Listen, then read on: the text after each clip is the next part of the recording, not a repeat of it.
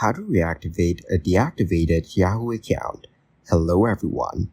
In this video, I will show you how to reactivate a deactivated Yahoo account.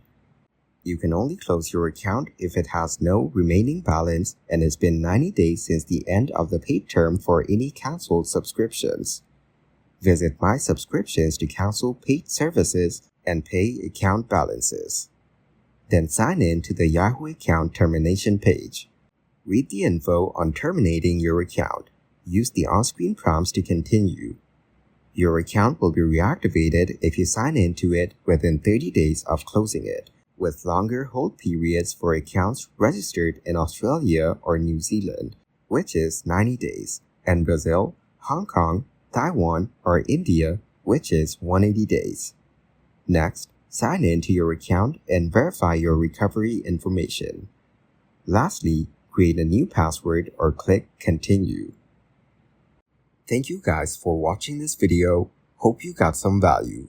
Make sure to like the video and subscribe to the channel to get notified of new videos. See you in the next one.